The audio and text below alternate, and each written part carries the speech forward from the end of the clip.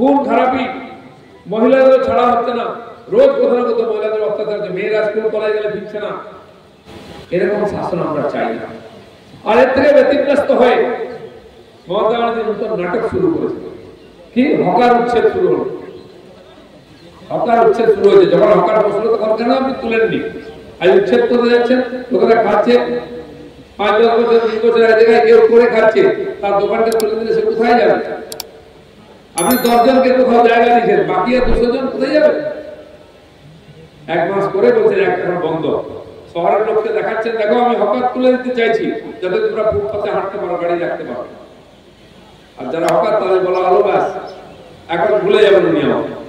আমি বলছি হকাররা রাস্তায় বসে আছে, ঠিক আছে, তোমাদের নেতারা কেউ না কেউ বসিয়েছে, টাকা নিয়েছে, তারা ফ্রিতে বসে। যারা ওখানে ডালা নিয়ে বসে, মমতা ব্যানার্জি বলছেন না 4টে ডালা লাগিয়ে দিয়েছে একজনের নাম। 4টে ডালা কি করে লাগাবো? আপনার কাউন্সিলর কি করছিল, আপনার পুলিশ কি করছিল? তাকে 1টা ডালার অনুমতি দিয়েছেন, 4টে ডালা, একটা ফ্রি, 3টে পয়সা দিয়ে লাগিয়ে দিয়েছে। আপনার নেতারা লাগিয়েছে, আপনার পঞ্চায়েতের লোক, আপনার কর্পোরেশনের লোক, আপনার কাউন্সিলর, তারাই বসিয়েছে। সপ্তাহে টাকা নেয়, প্রতিদিন টাকা নেয়। তারা ফুটপাতে সবজি বিক্রি করে, ফল বিক্রি করে, হয় রোজ টাকা নেয়। পুলিশ রোজ টাকা নেবেন না, তারা সপ্তাহে নেবেন, মাসে নেবেন। আপনি বসিয়ে দেবেন, দিয়ে আবার নাটক করছেন, সরাবেন? আপনার মরদ নেই সরানো, আপনি পারবেন না। দখল হয়ে যাচ্ছে সব জায়গায় ফুটপাত।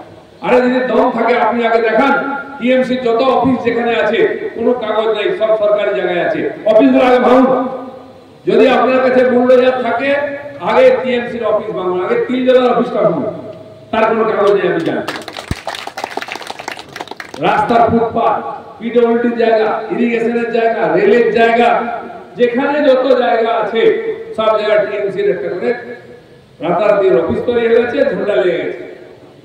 পার্টির কিছু কাজ হয় না, পার্টির নেতারা তোলাবাজি করেন ওখানে বসে, ওটা ব্যবসার জায়গা হয়েছে। যত টিএমসির অফিস এখন হচ্ছে ব্যবসার জায়গা। ওই এলাকার যত জায়গা, দোকান পাট থেকে আরম্ভ করে ব্যবসা বাণিজ্য যেখানে, সব জায়গা থেকে টাকা তোলা হয়, আর সেই টাকা জমা দিতে হবে।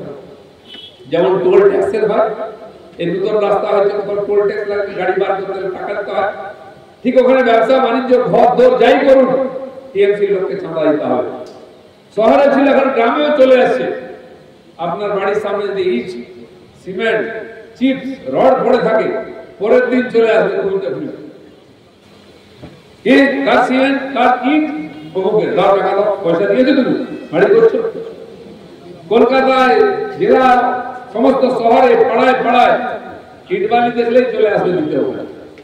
আপনারা জানেন সুভাষচন্দ্র বসুর বংশধর, তার পরিবারের লোক কৃষ্ণ বসু, সুগত বসু, তারা তাদের পুরনো বাড়ি সারাচ্ছিলেন, সেখানে টিএমসির নেতা পৌঁছে গেছে। টাকা না দিয়ে কি করে সারাচ্ছেন? 3 টাকা। আজ সুভাষচন্দ্র বসুর যারা বংশধর, তারাও সুরক্ষিত নয়, তাদেরকেও কাটমানি দিতে হচ্ছে, তারাও তোলাবাজি শিকার হতে হয়। আর মমতা ব্যানার্জি আমাদেরকে বোকা বানাচ্ছেন, হকার তুলে দেবেন, হকারদের ভয় দেখাচ্ছেন। কলকাতায় এবার ভোট কমে গেছে, তাই ভোট দিতে হবে না, তুলে দেবো। আর যারা ভদ্রলোকরা, শিক্ষিত লোকরা এই চুরি ডাকাতি থেকে ভোট দেননি কলকাতা, তাদেরকে বোঝায় আপনাকে নিয়ে আমি খুব চিন্তিত, আমি রাস্তাঘাট খালি করে দেবো, আমাদের ভোটটা দিবেন। মমতা ব্যানার্জি চালাকি, এই মিথ্যাচার আমরা দেখে আসি প্রায় 12-14 বছর, 15 বছর ধরে। এখন সেটাই চালাচ্ছেন উনি। ভোট হয়ে যাবে, নতুন নাটক, কিন্তু করার কিছু নেই।